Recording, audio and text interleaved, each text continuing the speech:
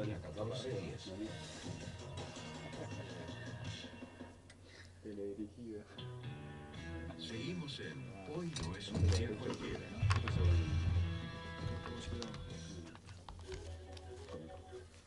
Y bueno, ahora sí, le damos comienzo a la tertulia después que pasamos por el culebrón de Luis Suárez con la gente de Por Decir Algo y dimos respuestas a las interrogantes sobre AFAP República. A mi derecha lo tengo. ¿Está muy bien? Al director de Secretaría del MEC, Pablo Álvarez, el diputado Fischer Alcantero, que está a mi izquierda. izquierda, Eso. y el diputado Álvaro Delgado, que está lejos. Estoy en la ultra izquierda. Dice usted. Bueno, todos mirando la prensa atentamente en el día de hoy. Bueno, ¿cómo andan? Muy bien, tú muy bien. ¿Están adictos al fútbol ustedes? Sí. Bastante. La verdad, para serte franco... Sí, dijo Fischer, ya está. Sí, pero uno moderó la adicción en función del tema de Uruguay. En realidad, obviamente, cambia, ¿no? Porque además con el Mundial pasa que con la actividad política no dejas de hacer cosas, pero cambia el tipo de cosas que haces. Mucho más planificación, organización. Es diferente Pablo, que está en el gobierno, pero en la oposición, Pablo tiene tarea todos los días de dirección de un ministerio. En el caso nuestro, que estamos en tarea parlamentaria y política, obviamente hay que adaptarlo al interés de la gente. No hay nada peor que hablar solo. y en estos casos tenés que adaptar la actividad de mucha planificación, organización, aprovechar para eso. Obviamente que Uruguay no esté en el Mundial acelera. Fueron más vivos los de Vamos Uruguay, pusieron la pantalla, invitaron a la gente al acto a mirar el fútbol. Sí, pero termina el partido y se van. Y bueno, la idea era estar juntos. Y tenés que hacer actividad con el fixture en la mano. Sin dudas. Eso fue lo que dijeron todos por acá, ¿no? Sin duda. El fixture en la mano fue la moneda corriente de estos días. Sí. Igual a veces pasa que las fechas no te dan, ¿no? Yo, por ejemplo, el sábado voy a hacer una actividad al mediodía, a pesar de que hay un partido, creo que juega Argentina el sábado. Y voy a hacer una actividad de la agrupación porque se ha dilatado el agradecimiento de la agrupación, ¿no? Porque el mensaje de texto está muy bueno, pero hay que estar cara a cara y conversar, darnos un abrazo. Así que ya pasó el aviso, ¿no? La gente de la agrupación el sábado al mediodía vamos a andar en la casa del partido. Creo que hay una tele ahí, así que pondremos un rato Argentina. Y Fischer comenta el partido. Y haremos los comentarios, esperemos que gane. Pueden traer a Germán Coutinho también a relatar, ¿no? Estaría dentro del... Creo que comentaba Germán, comentaba. Y bueno, y ojalá gane Argentina. Usted no pasa nada, porque como se subió ayer, te varía el bus, puede ver el partido. No, igual estar por fuera del fútbol no entender nada, ¿no? Digamos, ¿no? Creer que todo puede suceder al margen de lo que a la gente le interesa, es estar por fuera de verdad de la situación y todo. Creo que ahora el problema es que a todos se nos adelantó la campaña, un poco ya, ¿no? Había que planificar y todo el mundo estaba esperando de alguna forma tener un tiempo más, porque es obvio que no podés salir a decir casi que nada, porque la gente, el interés era la celeste, y ahora bueno, nos hace caer rápidamente nuevamente al terreno político, que es el otro gran tema de nuestro país, digamos, ¿no? A diferencia de otros países donde tal vez el espectáculo, el show, el chusmerío forma parte de la comida diaria, en Uruguay sin duda la política cubre casi todos esos espacios, ¿no? El show, el chusmerío, lo importante, pero cuando aparece el fútbol esa parte desaparece. Por suerte sin entrar en la vida privada todavía, ¿no? Creo que sí, por suerte uno creo que es algo que se va a mantener porque somos pocos, vivimos cerca.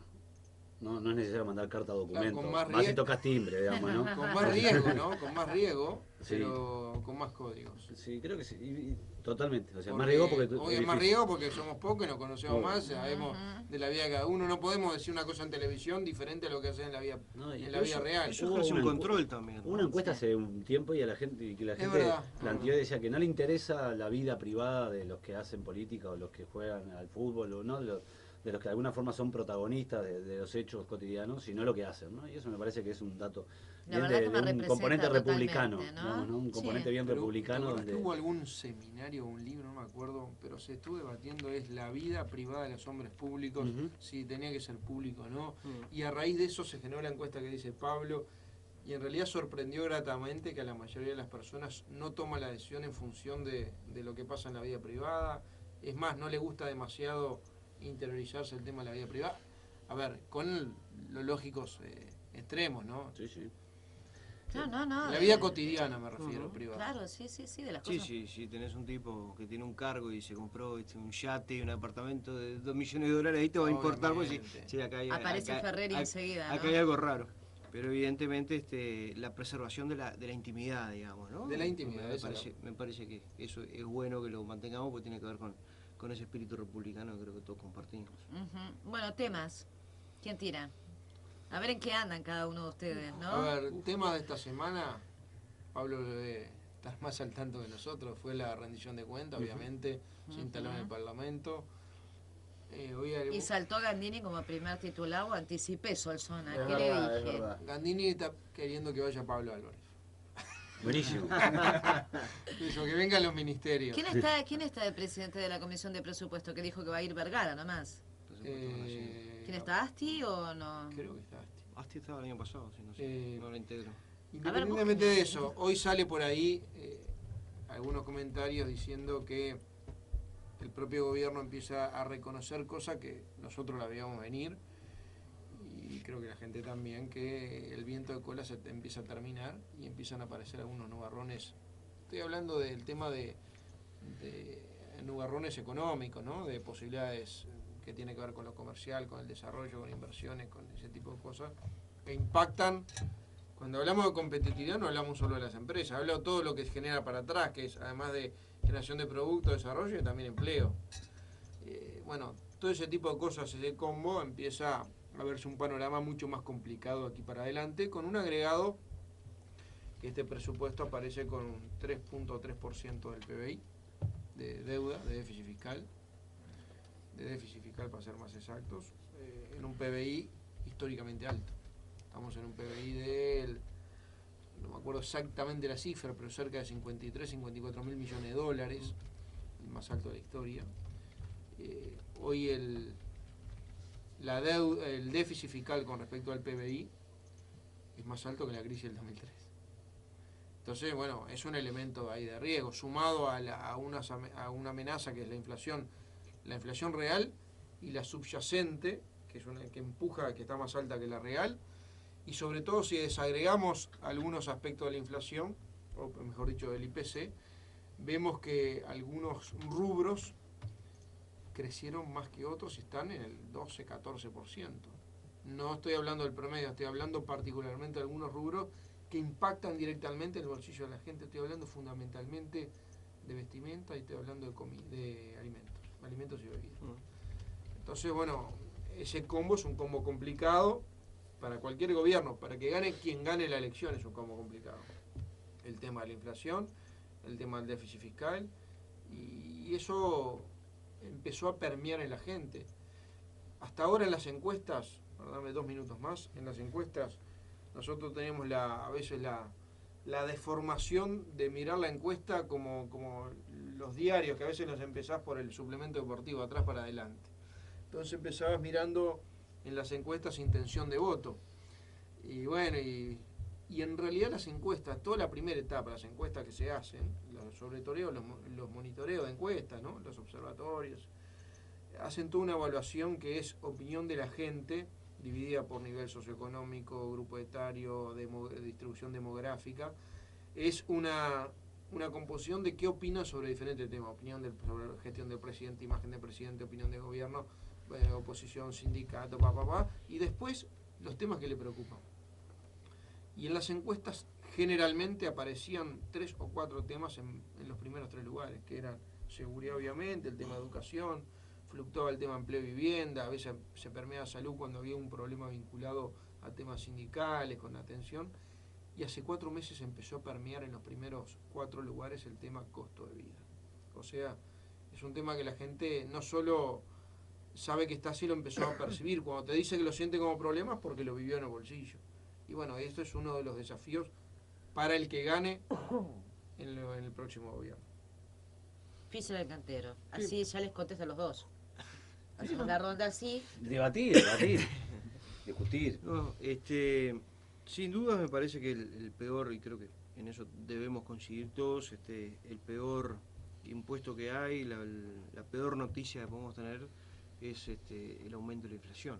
Creo que ahí me parece que no admite dos opiniones. La gran mayoría de quienes perciben un salario es un salario fijo, que cuando llega a fin de mes, evidentemente si la inflación aumenta, va a tener menor capacidad de compra, entonces lo que se llama el poder adquisitivo, ¿verdad? Entonces creo que ese es una mala noticia para todos y de hecho el propio gobierno lo ha reconocido y ha tomado algunas medidas hace algunos meses. Nosotros entendemos que tarde y no suficiente, pero evidentemente se advirtió esa espada de Damocles que tenemos sobre nosotros, que es el aumento de los precios. Y bueno, creo que ahora empieza a regir en estos días la baja de las tarifas de UTE, por ejemplo, y creo que con este nivel de encarecimiento de los precios se va a aumentar esas rebajas y van a tener que aumentar las medidas del gobierno para abatir los niveles inflacionarios. Lamentablemente, como dice Álvaro, algunos de los indicadores son los que pesan bastante en la canasta familiar y en la canasta de lo que menos tienen. Porque si por ahí aumenta el precio de vacacionar o si aumenta los precios de algunos bienes suntuarios, bueno, es algo que incide en el precio, en el índice de inflación, pero no incide directamente en el que menos tiene. Entonces, lamentablemente, los indicadores que aumentan son esos que son vitales para vivir, lo que es la vivienda, lo que es la vestimenta, lo que es la alimentación, y eso hace obviamente que nos tiene que llamar a preocupación a todos. Además de lo que es un aumento constante de los precios, ¿no? Nosotros manejamos algunas cifras donde vemos que en el ranking de países con mayor inflación estamos en el mundo, estamos entre los 10 primeros, en América estamos después de Venezuela y Argentina. Entonces realmente es algo que nos tiene que llamar a la preocupación y a tomar las acciones correspondientes. Cuando el gobierno mandó hace unos meses estas medidas, las votamos todos, pero señalábamos que era algo que tenía que haber ocurrido hace un año atrás, por lo menos, y con medidas mucho más, digamos, impactantes. Por ejemplo, ¿en qué impactantes? Bueno, en el gasto público, la rebaja del gasto público. Y ahí se preguntan, bueno, ¿y cómo bajamos el gasto público, no? ¿Cuál es la forma de bajarlo? Bueno, primero, nosotros creemos que hay una gran inflación también de cargos políticos en la administración. Hay una gran inflación de empleados públicos. Se acaba de conocer también la cifra, junto con esta rendición de cuentas, de 13.000 funcionarios públicos más solamente el año pasado, más de los que se han retirado y se han ocupado esas vacantes. Y después tenemos un gran problema con algunas empresas públicas cuyos déficits hacen que se aumente el déficit fiscal. Tenemos empresas monopólicas que han históricamente facturado mucho y que han gastado en los últimos años más de lo que les ha ingresado. Entonces eso obviamente no solamente aumenta lo que es el déficit, sino que además está demostrando que se gasta más de lo que se tiene. Entonces cuando usted gasta más de lo que tiene, obviamente se tiene que endeudar y además hace que el gasto público aumente y el aumento de ese gasto público incide directamente en la inflación. Pablo Álvarez. Eso es la pausa justo en el mate. Sí, por eso yo respiré antes. Digo, así Sigo lo hablando, hacíamos, si querés. No, lo hacíamos, por favor, lo no hay hacíamos problema. en cámara Está bien el lenta. No, está muy bien.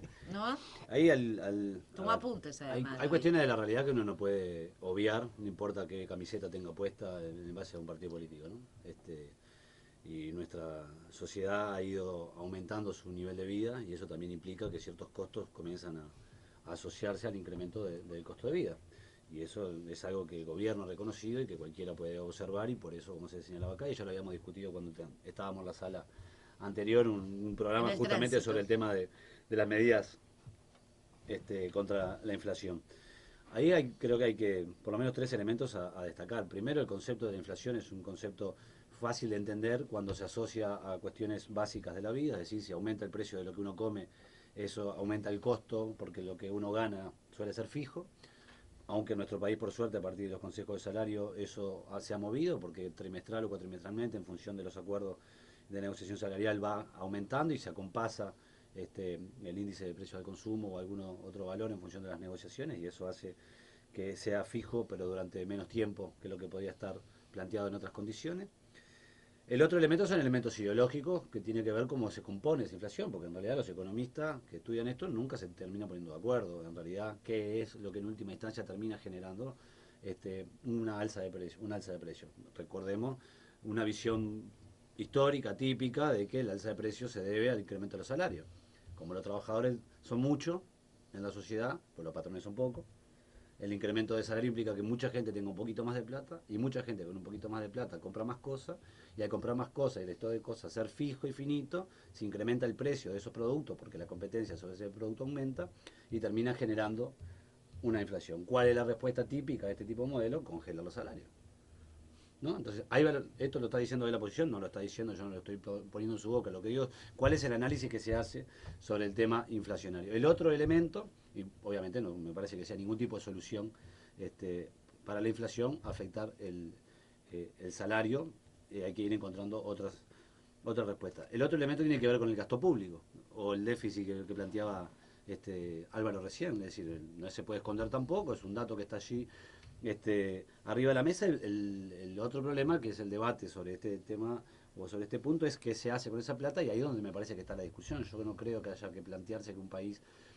no deba manejarse en déficit, tampoco en superávit, ni tampoco en el cero. Me parece que son estrategias de largo plazo y no siempre en un sentido de alcanzar un dato que esté cerca del cero. Y ahí es donde podemos entrar la discusión que planteaba Fischer, de decir, bueno, ¿en qué se gasta? ¿No? Entonces Fischer decía, hay 13.000 empleos nuevos en la función pública. Ahí habría que desagregar. En realidad, el año pasado lo que se hizo fue incorporar al Estado una cantidad de trabajadores a través de concursos que estaban ya con vínculos contractuales con el Estado de hace muchos años. Obviamente uno puede conocer más dónde está, ¿no? En el Ministerio de Educación y Cultura. En el año 2010 comenzamos a subsanar modalidades contractuales que venían del fines de los 80, ¿sí? Que eran los famosos cachés, ya los conoce bien porque este tema se ha discutido bastante en el Parlamento, que eran por 6 meses, eran por un año, pero hacía 20 años, y en realidad ese trabajador era obvio que tenía un vínculo contractual con el Estado, y a la hora de definir qué condiciones el Estado genera para tener un vínculo contractual con una persona, se entiende que el contrato tiene que ser claro, tiene que defender los derechos de los trabajadores, tiene que reconocer los derechos de los trabajadores. Los callés no tenían derecho a vacaciones, algunos estaban absolutamente en situación informal, o sea, no tenían ningún tipo, ¿no? Eso sucedía en el Estado. Buena parte de estos nuevos ingresos tiene que ver justamente con con ese blanqueo de la situación contractual de muchos trabajadores. Ahora, no alcanza los 13, y es verdad que ha existido un incremento, y sobre todo en algunas áreas que la gente ha demandado. Por ejemplo, el Ministerio del Interior ha aumentado su plantilla, y la demanda de percibir el tema de la seguridad como un problema es uno de los elementos que se ha planteado, y dentro del Ministerio del Interior uno de los elementos se ha sido reincorporar. Entonces la discusión es en qué se gasta, y no tanto si se gasta mucho o si se gasta poco. Nosotros creemos ahí esa discusión se puede tener, y en este sentido, en este caso a caso, es decir, cuánto se incrementa el déficit, en qué sentido. Creo que hay una situación que para el Uruguay es importante, que son con dos valores que están allí, que a veces es difícil entender qué pueden significar, pero que de alguna forma tranquilizan a los que quizás con mucho más conocimiento que nosotros, porque operan en el mercado internacional, intentan indagar cuáles son esos valores. Uno es el ratio de deuda pública PBI, y eso se juega con varias cosas, no solamente con el incremento de PBI, con el manejo de la deuda y con el valor de la canasta de monedas internacionales, y ha bajado la deuda uruguaya en relación con el Producto Bruto Interno. Eso de alguna forma facilita en esta suerte de nubarrones que se plantean en el horizonte con respecto a la economía y cierta desaceleración en la región del crecimiento. Y el otro es el tema de las reservas, que de alguna forma también plantean protección ante dificultades que se pueden tener en términos económicos. Esos son datos que están allí que permiten de alguna forma generar tranquilidad. Lo otro es si está bien ese número, si no está bien ese número, si hay que sacar plata de allí para hacer otras cosas, y que son las discusiones que se vienen. Pero creo que ha sido mostrado en estos tiempos que en realidad el fin del viento de cola, como se le llama, a lo que supuestamente sucede en el mundo, que nos hace bien, digamos, ¿no? Porque para los uruguayos tenemos esa cuestión de que si nos va bien es culpa de otro, y si nos va mal es culpa absolutamente nuestra. había a veces de culpa del otro para no asumirla, ¿no? Pero creo que... ustedes en el 2002? Claro, no, por favor, el Frente Amplio apoyó la salida que presentó el Partido Colorado en aquel entonces, con muchas discusiones. Yo podía haber estado incluso en desacuerdo, capaz que era mejor hacer algunos otros líos, pero No me acuerdo. Ahora le preguntamos. apoyó la salida que presentó el Creo que no partido. la votó. Sí, como que no. ¿No se acuerda? No, yo no estaba. No, yo tampoco, pero leíamos todos los días. Me acuerdo de Vázquez pidiéndole folno. La, Sí. la salida de la ley en el Parlamento fue apoyada. No, Sí, la sí, sí, fue reprogramación, apoyada. Hace poco la incluso se presentó un libro que reprogramación Astori estaba con Autori el... sí estaba convencido. Sí. Ahora El yo no Frente sé Amplio si apoyó, terminó votándola o se apoyó en una la decisión de salida. no ¿Vos votarla. te referís a aquel fin de semana de agosto del 2002 donde se votó la Yo creo que no. reprogramación? Claro. No. La ley No lo en el votó. Parlamento, el Frente Amplio No. apoyó la salida que el No lo votó. La el gobierno... reprogramación de No. depósitos a la vista, No lo creo que no votó. se votó. Creo que no se El votó. Frente Amplio apoyó en aquel entonces, con una lectura de responsabilidad dentro del sistema político, a lo que fue la solicitud de deuda, de Canje. canje de Estados Unidos. ¿Se acuerdan que hasta estuve buscando hace poco, aparte para hacer un trabajo, de que estaban las cámaras en el aeropuerto esperando que viniera la plata, como si la plata viniera en bolsa? No, es que fácil se pensaba que el avión traía la plata. Creo que venía Suárez. Seguro que venía Suárez. Sí, sí. Estaban ahí esperando la cámara y hasta se hizo, si mal no recuerdo, una suerte de Llegó a haber recorrido. un titular que Exactamente. decía, si Bueno. a Estados Unidos el avión... Para lo que voy es que eso se puede discutir incluso, Sí, pero a mí me parece... si me sí, permitís claro. un paréntesis. No, yo recuerdo estar en facultad, que creo que estábamos junto con Pablo en aquella época, y haber hecho un trabajo sobre el punto, y recuerdo textuales declaraciones de Astori, donde decía, si mi voto es necesario para que esto salga, lo van a tener, a pesar de que mi partido Yo creo eso, que resolvió estaba a en favor, contra. pero igual- Y como los votos alcanzaron, porque tanto el Partido Nacional, el Partido Colorado y hasta el Nuevo Espacio, Sí. allí era ¿cómo era el nuevo espacio? La mayoría, ¿no? ¿Cómo se llamaba? No, Me acuerdo que era Pablo Mieres, diputado, Falero, eran cuatro Sí, diputados. sí. Sí, y con esos votos alcanzaban, el Frente Amplio votó en contra. El voto de Astori no era necesario, pero declaró eso, si mi voto es necesario, Puede ser lo que van a no tener. haya votado y haya decidido dar gobernabilidad. Está San para Google las que nos cosas puede... no pasaran. lo que podemos decir es que en ese Para la momento... próxima traigo trabajito. No, también Que que en ese dicen momento el Frente Amplio, Que aún a siga pesar de lo que uno sirviendo, podía ¿no? opinar, ¿no? Sí. Personalmente en aquel entonces el Frente Amplio asumió una posición de responsabilidad porque se entendía que eso era lo necesario. ¿Me permitís 2 minutos? Sí. A ver, yo creo que las medidas contra la inflación no tiene ideología, vamos a entendernos. Nosotros tenemos toda la percepción de que la inflación es un flagelo a combatir porque además afecta, como decía Fitzgerald, a que tienen salarios fijos. Quienes tienen salarios fijos generalmente, y afecta más a los que tienen salarios fijos más bajos todavía. O sea que estamos, en Uruguay yo creo que entró la cultura de que la inflación no es una buena palabra. Y nos acostumbramos en un país que fue evolucionando, donde se había acostumbrado a trabajar con una inflación mayor, se fue acostumbrando a la necesidad de que una inflación menor termine permeando en todas las reglas de la economía. No solo el ingreso de los hogares, sino también en todas las otras variables, a veces que no percibimos. Es notorio que más allá de algunas políticas monetarias, que se puede compartir o no, el gobierno no ha podido, sobre todo en este último semestre fundamentalmente, controlar la inflación, o por lo menos que la inflación quede dentro de los rangos meta. Ha superado todos los rangos que había previsto el Banco Central, incluso los operadores privados. Y el gobierno ha trabajado en una serie de batería de medidas, algunas fiscales, algunas voluntarias, como son los acuerdos de precio, que acaban de dejar sin efecto, y algunas que tienen que ver con las partes tarifarias, para tratar de mitigar algún aspecto de la inflación.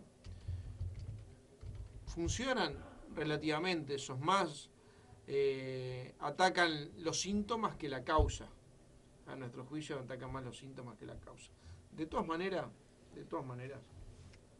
yo creo que en un momento, no es el momento ahora, a 4 meses de la elección, a 115 días de la elección, pero en algún momento los uruguayos, los partidos políticos fundamentalmente, los actores económicos, tenemos que ponernos de acuerdo en trabajar sobre nuevos indicadores. Si uno ve la canasta que determina el índice de precio al consumo, hay algunos elementos, tal como están ponderados, porque además son elementos diferentes, ponderados de forma diferente, que en realidad le generan muchas dudas. De 5 de oro. Pero está el peseto y la carne picada. Y el peseto impacta en la inflación en una relación diferente a la carne picada. Y bueno, en realidad el peseto no es un corte de carne de uso popular. Entonces, ¿realmente está bien ponderado o mal ponderado? Quiero decir, esta discusión es una discusión muy peligrosa, porque entonces vamos a meternos a decir, bueno, en realidad no podemos caer sobre la discusión de que discutimos la credibilidad de los indicadores. Y eso no. Yo creo que lo que tenemos que hacer, porque si no nos vamos a la Argentina, ¿verdad? Que nadie cree en los indicadores oficiales. Hasta ahora, para bien o para mal, creo que el Uruguay ha tenido la madurez política de creer en los indicadores, definió unos indicadores y cree en ellos. A veces obviamente nos gustan o no nos gustan, pero creemos y nadie lo cuestiona. Uruguay nadie ha cuestionado los indicadores. Pero creo que en un momento, a raíz de nuevos hábitos de consumo, a raíz de nuevas tecnologías, a raíz de que la sociedad evolucionó, quizá el primer año del próximo gobierno habría que generar algún tipo de acuerdo, economía, economistas, partidos políticos, a definir la base de productos que determina el IPC. Pero eso es otra discusión que... Me interesaba decir una respuesta. La inflación, como tal, no tiene ideología, es un dato. Y como todo dato, es una construcción. Por lo tanto, en función de cómo se construye ese dato, tiene una visión de cómo funcionan las cosas. Yo soy partidario de que la economía, más que ciencia, es un relato, ¿no? De cómo terminan sucediendo las cosas en una sociedad, lo que eso no significa que no se tenga posibilidad de estudiar y mucho cada uno de los fenómenos económicos. Lo mismo dicen los economistas y los politólogos. Pero lo de politólogo es peor que un comentarista deportivo. pero ¿no? Decir que acá hay muy bueno. Yo todavía no sé qué hacen los comentaristas deportivos en este país. Gana mucha plata diciéndolo más o menos lo que se le ocurre a casi toda la gente y encima después se creen absolutamente patriotas. Pero eso es otra situación. No es que en Uruguay hay una cantidad de gente deberían venir en mute. dice lo que Los va a partidos pasar uruguayos y después dice por qué no, explica por qué no pasó lo que dijo que iba a pasar. Es que eso básicamente suele suceder con la ciencia política, con la economía. Son Con la ciencias que terminan explicando por qué no Con pasaron la las cosas. meteorología también, últimamente. Pero la meteorología en el fondo tiene más sentido que una suma que es variable, ¿no? Eso de explicar por qué no pasó después. Con la inflación hay un tema adicional que son las conductas, obviamente personales, difícil de medir, en masa. lo que llaman conductas inflacionarias, que es un círculo vicioso, que a la medida que haya expectativa de que las cosas suban o que los precios cambien, que el IPC cambie, que aumente el costo de vida, la gente tiende a comprar en vez de menos más para evitarse después comprar con suba, y eso a su vez se retroalimenta en que los precios sí o sí terminan subiendo porque hay más demanda. Por eso Astori pedía la colaboración de la población también en los últimos tiempos. Por eso hay temas económicos, hay temas sociológicos, hay temas... Por eso la inflación es en un sí mismo componente es un valor que dice... multicausal. ¿Qué dice la inflación? Que en el fondo lo que vos tenés en el bolsillo vale un poco más que antes, un poco menos que antes en función de ese valor. En función vale más que antes, menos que antes, ¿para qué cosas? Esa es la primera discusión. Si la cuestión es alimentos básicos, afecta a un sector de la población que, como dicen los economistas, tiene una alta elasticidad precio-demanda. Hay cosas que si suben mucho uno no compra y hay cosas que por más que suban compra, por ejemplo la yerba. No bajó el consumo de yerba en este país, aunque la yerba se disparó, ahí hay una elasticidad precio-demanda muy baja en nuestro país, ¿no? Por un hábito de consumo. Sí, por eso estoy diciendo. Entonces, habrá otro tipo de consumos, por más que varíen el precio, capaz que no varían la capacidad de compra que tengan los ciudadanos, porque ese producto lo pueden, si sube la papa, lo cambio por boñato, si sube el boñato, ¿no? Pero ahí hay elementos culturales, que recordemos aquella sequía y después aquella lluvia, donde el valor de los precios de los alimentos cambia, y uno quería, el zapallito se había ido como a 100 pesos, entonces había que cambiarlo por otro, pero uno no sabía hacer un revuelto que no fuera de zapallito, entonces terminaba comprando ese zapallito. Hay cuestiones culturales que son importantes. Y después están los otros precios que en realidad no afectan a los sectores que tienen no solamente salarios fijos, sino además salarios bajos, que todavía en nuestro país siguen quedando una cantidad de uruguayos y uruguayas, los llamados 10.000 pesistas, que ahora vendrían a ser los 14.000 pesistas por los diferentes ajustes, pero que están ahí en la cola de la distribución a través También hay del pesistas. trabajo. No, claro que hay. Por eso digo, lo asumo y eso es parte de las cosas que Es una sin duda tertulia socioeconómica. nos va quedando. hoy. Y le Sí, vamos sí, la dando tiró como, usted, ¿eh? como va saliendo. La Pero, tiró usted, ¿eh? pero para cambiar un poco la... Pablo quería hablar de las tablets. Me gusta porque Físela le de las dijo tablets ni que hablar, que sí, usted. porque la cantidad de abuelos que están consultando, viendo a sus nietos. No, pero yo quería decir algo que me parece importante en función de uno de los comentarios que tuvimos en la reunión pasada, y es que justamente en el día de ayer comenzó la inscripción para asistentes personales en el PRONADI, justamente la reglamentación de los artículos de asistentes personales de la ley 18.051, que es la ley de personas de derecho para personas con discapacidad, que lo hablamos el otro día, nosotros les señalábamos que esa ley se estaba reglamentando y que por suerte, y creo en aquel entonces compartíamos la Cámara de Diputados con Álvaro, una ley que nos llevó bastante tiempo, no bastante conflictos también, porque a veces los derechos tienen costos y uno no puede valorar los derechos en base a los costos que tiene, los debe establecer y después hay que ir a la batalla con la realidad para poderlos ejercer.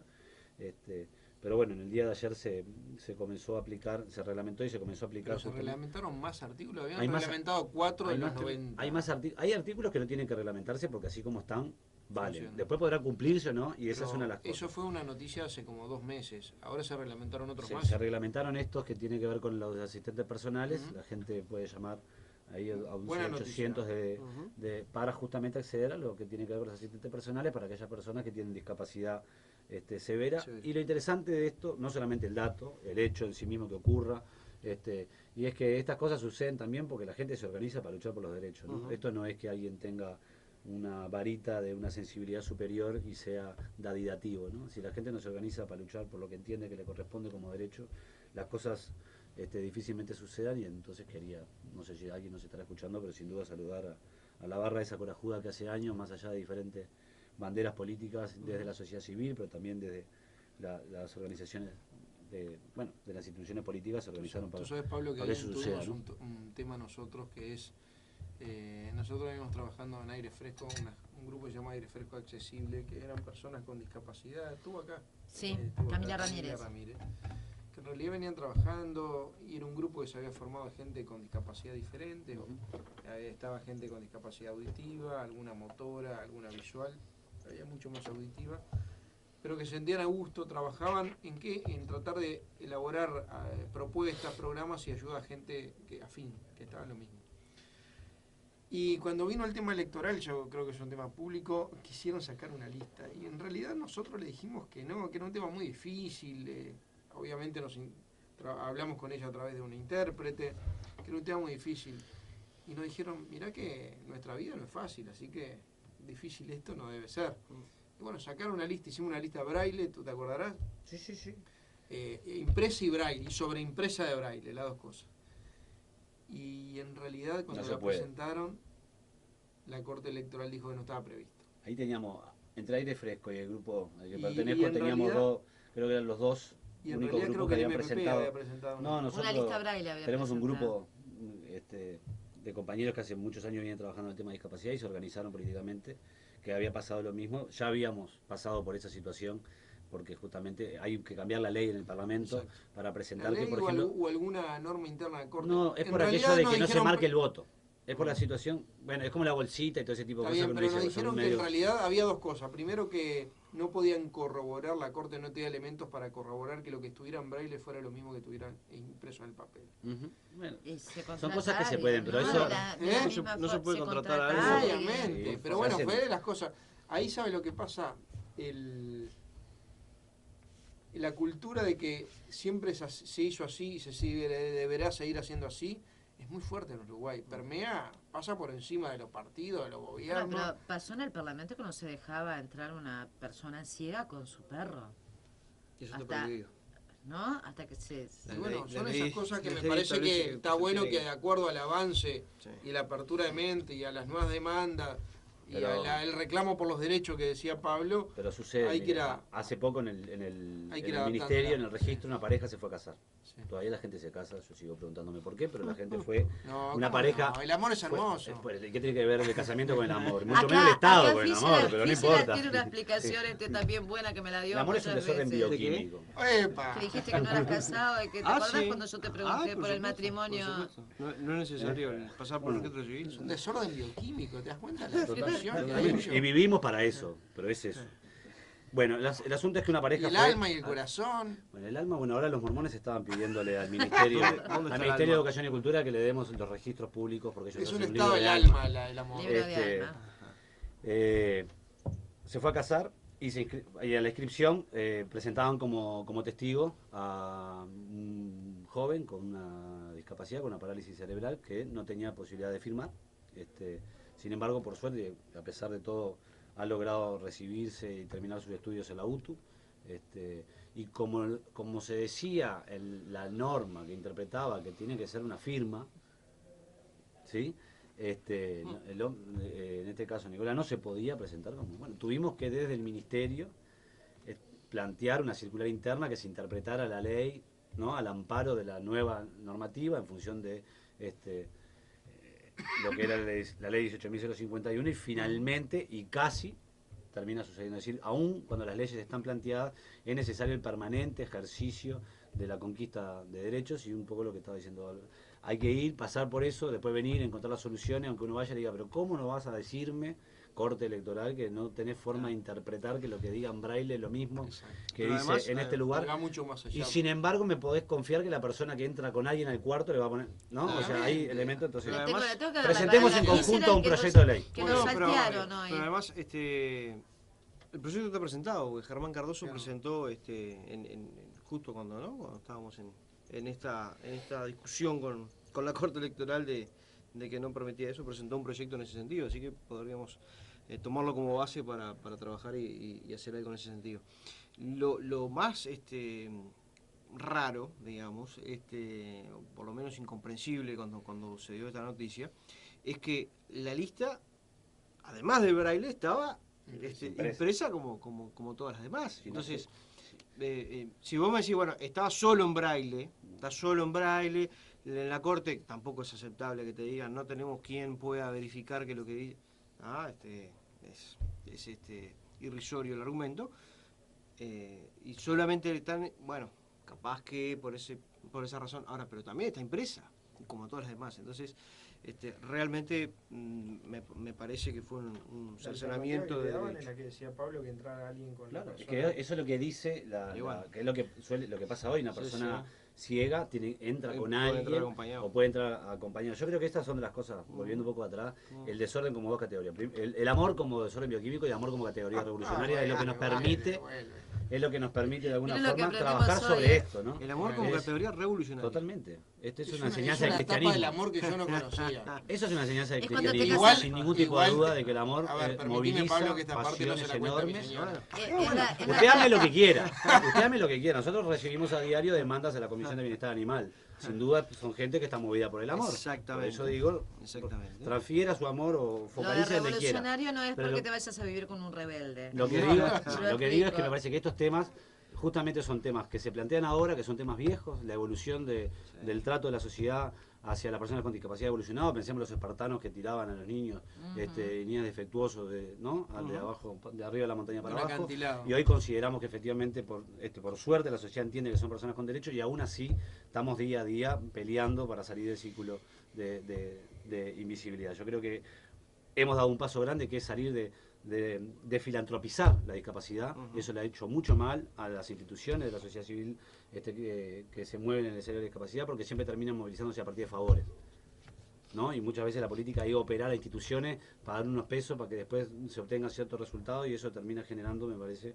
una utilización, y por eso yo, entonces lo decíamos, saludamos en aquel entonces a la lista que mencionaba recién Delgado, de que se organizan para hacer política, que la política es el escenario de la lucha por la conquista de más y mejores derechos, y no marginados o por ahí llamándolos cada tanto a ver si Claro que sucede. planteaban eso. Y eso si me parece que es un estamos elemento aquí. central. Te digo, acá vamos a confesar, tuvimos mucho miedo.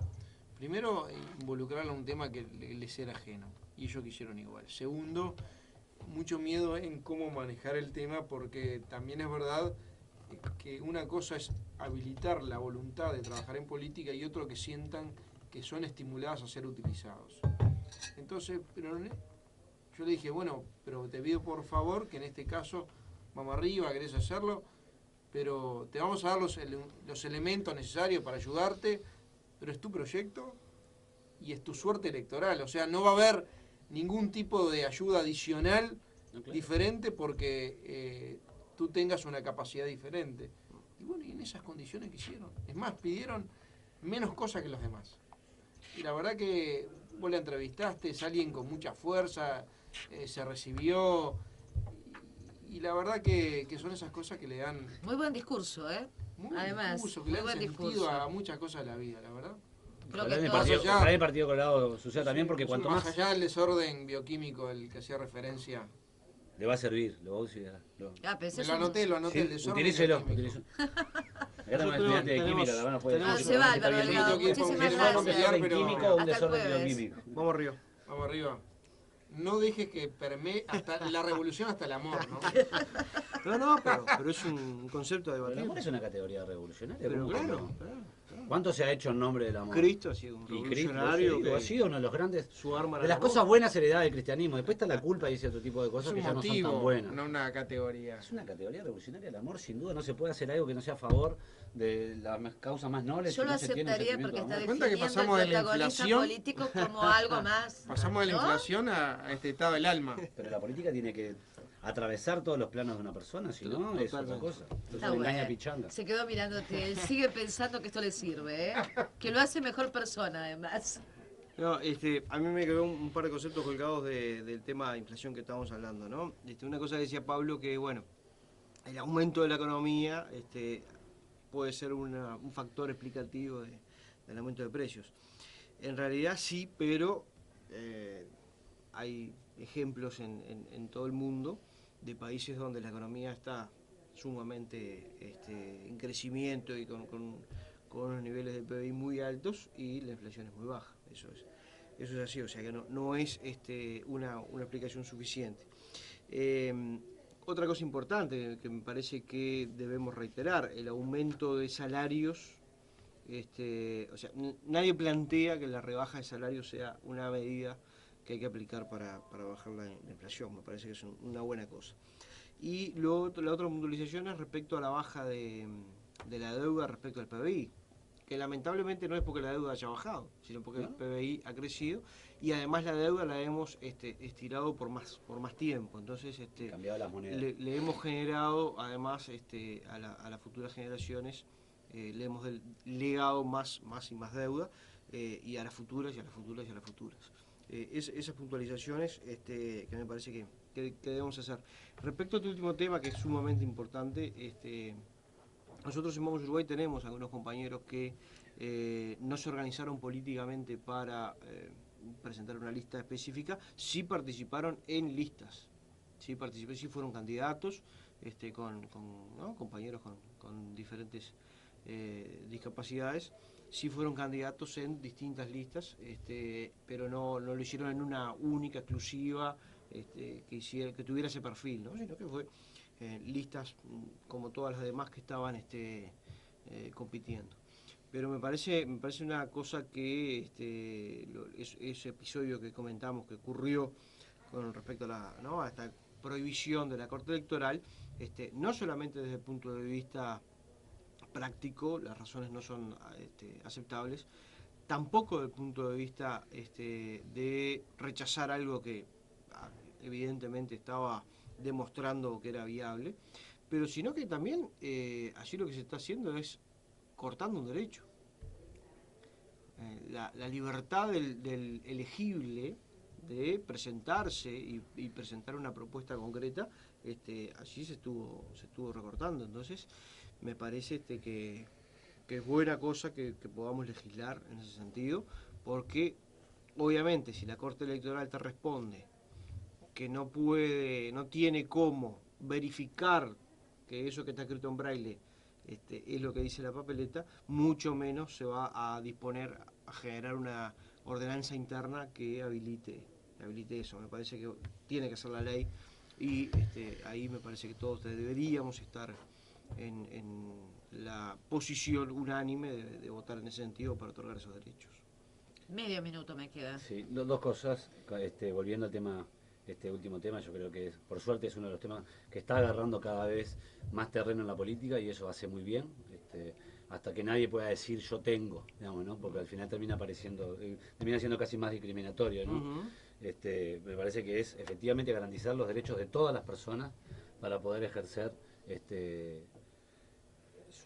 no solamente sus derechos políticos y ciudadanos, sino el resto de los derechos económicos, culturales, las dificultades que tienen hoy las personas con discapacidad para poder avanzar en los niveles educativos son terribles, no solamente a veces por las escaleras, sino después por la falta de comprensión muchas veces de la estructura docente, y esto se arrastra hace años. Recordemos que Rama cerró el Instituto Magisterial Superior, donde de alguna forma había posibilidades para los docentes de formarse en lo que se conocía entonces como educación especial, y hoy por suerte hemos recuperado buena parte de esa formación y estamos lejísimos de las necesidades que tenemos, y una de ellas es poder incluir en la currícula de la formación docente una materia por lo menos que les permita a los docentes acercarse a material y a ciertas realidades que cuando como docente les pueda tocar en el aula un joven o un niño con discapacidad, al menos tengan ciertas referencias en su memoria de dónde ir a vincularse. Lo otro, para volver al tema inicial, hay países... porque ya estamos en la hora de las noticias 14:10. Hay países donde crece la economía y la inflación es baja, entre otras cosas tienen